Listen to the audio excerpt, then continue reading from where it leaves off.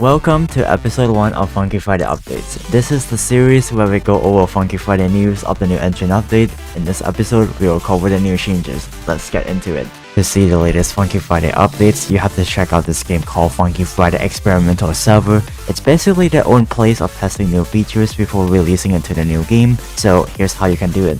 So the game is called Funky Friday Experimental Server, as you can see right here. It says unavailable, but don't worry, you just click here and it should lead you to over here. You press join community, and then if you refresh the page, just like this, you should be able to play it just fine. Now without further ado, let's get into the video. When we enter the game, we are met with a completely different map compared to the original game. This map, however, is not confirmed if it will be the final map of the game when the update releases, but we'll have to wait and see.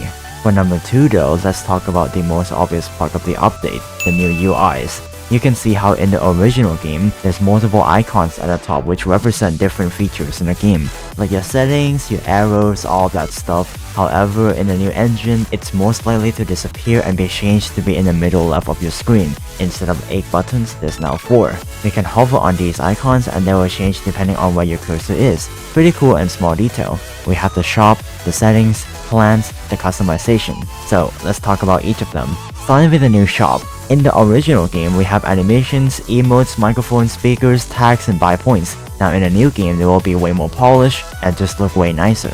In the animation tab, there's 2 new things that will be added to the game. First, there will be 9 new animations, featuring Angry Video Game Nerd, Black Imposter Phase 5, Bell Sands, Jeff, John, Midget Encore, Monotone, Pink Imposter, and Jazz. The second thing that they add is the multi-equip feature. This really unique feature allows you to equip multiple animations at once. Here you can see how I have 4 different animations for each arrow, and it looks pretty unique. So to do this, you just enable your multi-equip on, then click on the magnifying glass on the animation that you want, click owned over here in the bottom left, then you can pick any directions that you want, and there you go. Now you can pretty much become 4 characters at once. Whenever that you want to change your animation, just click the magnifying glass and continue.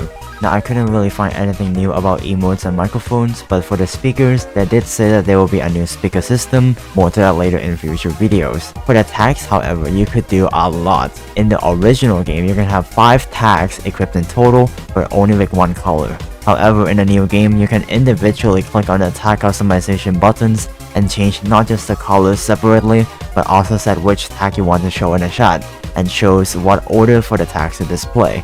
And with the badly designed RGB system in the old game, we can't even see the preview of what colors we are getting, which can get absolutely annoying. Now they fixed that, which you can easily customize, and it shows the preview color as well. Now let's head to the settings tab. Most settings will now have scroll wheels on them, so it becomes more obvious to how low and how high you can go for each setting. But if that bothers you, you could just also type it down like how you use it in the original game. There's some new settings like the pitch shift, a setting that allows you to adjust the pitch when you apply song rates, or the metronome that sends a sound view of arrows when you're playing in a match. And there's many more to that which we will get to in the next upcoming update videos. In the arrow section, there's nothing too fantastic, but you will now be able to change the tail color of your long notes or sliders. This could expand the customization scene and make us be able to create all sorts of arrow skins like this. Now there's nothing new yet in the game stats, but it does show that when the game development is done, we will be able to see our player stats and also the song stats. Keep in mind that the game has already got your data in the game, which means you can come to this game and have your current points, animations, and all of that stuff. Same with the clans, but I'm sure that will be done just some time later. We also have the cool looking usernames as well. This is the old one, here is a new one. You can see win streaks being lit as fire with a number of win streaks on it.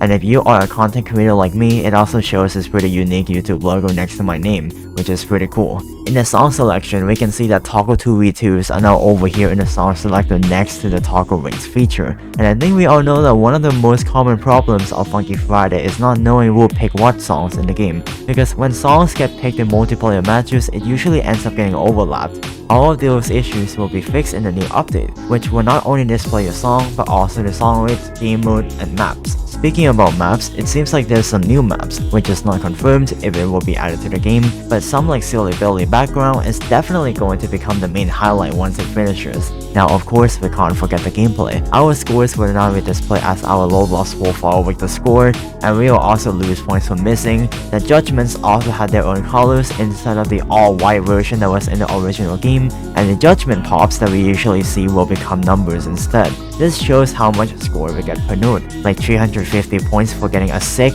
There's also extra info that's new, which is the highest combo and your keys per second. So that's about it for the new Funky Friday changes. Keep in mind that some of these changes are not finalized and could be changed in the near future, so to not get this video outdated, we will turn this into a series. So stay tuned for the next video, which will be gameplay mechanics. I will see you in the next one. Peace.